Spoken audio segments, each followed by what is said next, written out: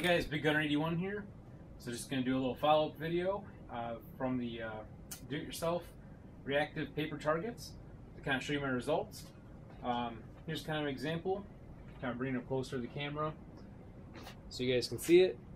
But in the center here I had the pink, little note card, and then around the outside I had a blue note card, and you kind of see the color difference there. This is a really inexpensive alternative to buying the reactive paper targets, and it does actually work. I was pretty impressed. I haven't figured out exactly the exact dollar amount to make one of these, but I'm certainly positive that it's way less than the money that you're going to spend on buying these targets. Anyhow, here's the other one too, by the way. I can show you. The other three that I had pretty much didn't survive. Finish was off of the shotgun. I'll show you a clip in just a second.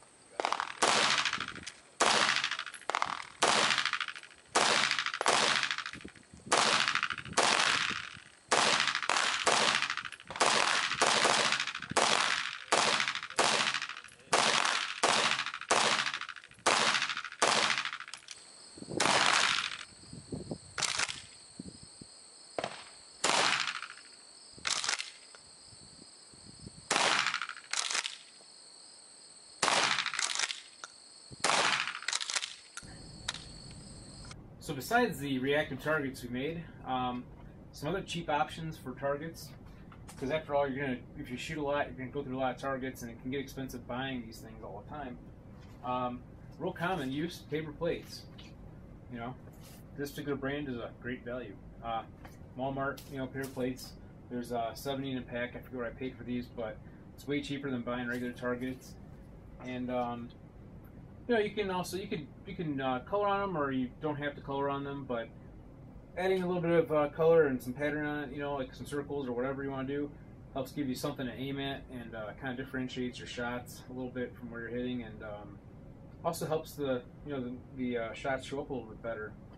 So that's one idea. And I looked at some markers on what to buy. I was kind of looking at some Sharpies and different markers and whatnot, but they're kind of expensive. So I looked and I'm like, hey, it's like $1 for Crayolas or whatever. So magic markers work great for this. Buy some cheap ones. Something that looks like it's gonna give you a little bit of life to make a few targets with, not something that's gonna just run out of color real fast. So that's another option. Another one is plastic water bottles. Of course you could reuse like your soda bottles too. You can also use 2-liter bottles of pop. They're about $1 a piece for the cheapest bottles of pop. So for soda or whatever. 2 liters, but and those kind of also give you a nice, as you've probably seen in one of my videos, shooting the 2 liters, they do kind of tend to fizz a little bit and kind of spray and all that kind of fun stuff. But the water bottles are pretty fun too. These smaller ones are actually kind of fun because they give you, usually have more of these laying around, because when you buy a case of water that you're going to drink, you get a bunch of them in there. So you can put more of these up in versus like a couple 2 liters here and there. You can put a ton of these all over the place, and works really well to hang them with a little bit of string or twine or whatever you want to call it.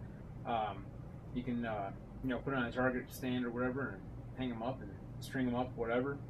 But these work really well, and you can also after you drink the water out of it, the mineral water or whatever you got, the spring water, just fill it with some tap water or whatever. And if you want to add a little more excitement to it, you can put some food coloring in it to dye these, or whatever. So just a couple cheap ideas for some targets.